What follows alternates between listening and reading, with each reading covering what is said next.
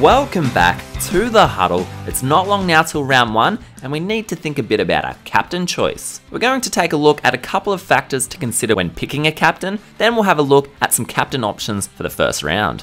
When selecting a captain, you might look at their yearly average, their form or maybe 3-round average, their fixture, and even the weather can come into play. But a big decision you need to make is whether you want to play it safe or take a risk. And this comes down to a player's consistency. I know players can get injured and have uncharacteristic games, but generally the safer options are the forwards with great base stats, and a classic example is Paul Gallen. The more risky options are backs who rely on attacking stats like Jordan Rapana. They both had great averages last year in the 70s, but how consistently these players get their average will have an impact on their captain suitability. Using some quick maths, a statistic called the standard deviation and the mean or average can be used to determine a player's coefficient of variance, which is known as their CV. So a player's CV is just a measure of how consistent they are. A lower CV, around 20%, means the player is very consistent, but a higher CV, around 60%, means that their scores are going to be really spread out or inconsistent. Thankfully, NRL Supercoach Stats has done the maths for us and saved us a lot of time. You can see here that Gal is very consistent with a 2017 CV of 28%. He has been one of the go-to captain choices for a very long time, as he will score close to his average nearly every round. Jordan Rapana, on the other hand, has a CV of 57%. This is super close to 60%, meaning that he is very inconsistent. It makes sense because last year Rapana scored in the 20s 4 times, but then he would go out and score in the hundreds 5 times last year. So his scores are very spread out, meaning he's inconsistent. But if you can pick the right fixture and captain him on those massive rounds, it's a great feeling. But you've got to ask yourself, is it worth seeing your captain score in the 40s? Well, that is up to you. Jumping into round 1, we're going to have a look at 3 safe and 3 risky captain options, then we'll have a look at one gut feel pod type of option. We've already talked about him, you can't go past Gal as one of the safest options for the armband. With an average of 76, he's super consistent and has a great average of nearly 80 points against his next opponent, the Cowboys. He is getting a bit older, but until I see his work rate drop off a cliff or his minutes dramatically decrease, he is a no-brainer safe captain option. With Cooper Cronk leaving the Storm, let's hope Cam Smith will step up in his absence.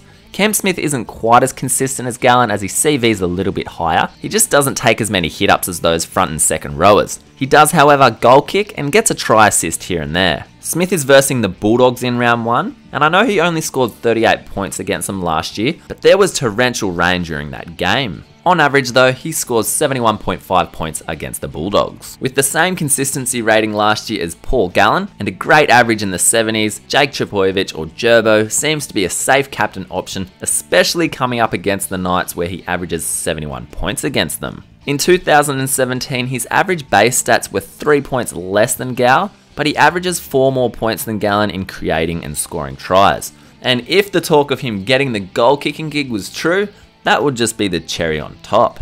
The 3 risky options for round 1 are James Tedesco, Tommy Trbojevic and Jordan Rapana. Both Turbo and Rapana have great 2017 averages in the 70s, and Teddy isn't far off despite only scoring 5 tries last year. Teddy is coming up against his old club, and with the quality around him at the Roosters, he should hopefully get some more attacking stats and he could absolutely explode.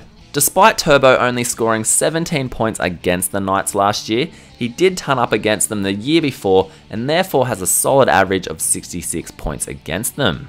He is the most expensive player in the game, and rightly so, as he has the potential to go huge against any opponent. And finally, from the Raiders, Jordan Rapana, he's the most expensive centre wing in the game, but he may just be worth bringing in for the first 3 fixtures where he could be a potential captain in all of those games. With the CV close to 60 though, he's really inconsistent, but that's just due to some poor scores last year, contrasted by him pumping out the 3rd best Supercoach score of all time with 170 points. The team he put 170 on was the Titans, and that's who is coming up against this round, so if you think he can replicate last year's game, put the armband on him right now.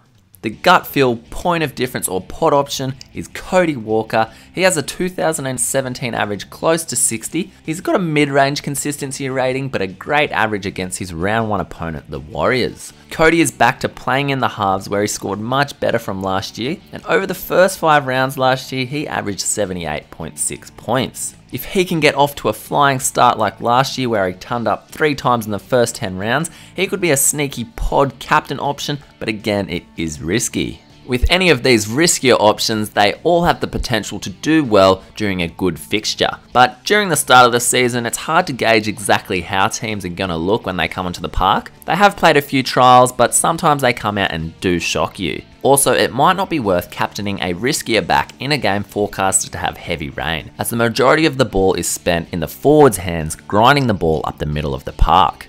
At the moment, my safe option is Paul Gallen, but I'm leaning towards putting the armband on Teddy as he comes up against his old club. But there is still a few days to assess the risk and look at other options, and you can look at stats for hours and hours, but sometimes you just need to go with your gut. So who are you going to captain for round 1? Let me know in the comment section below. Don't forget to share and subscribe and join the huddle. Turn notifications on so you don't miss the round 1 team selection video released next week. All the best with your captain picks for round 1. Let's go.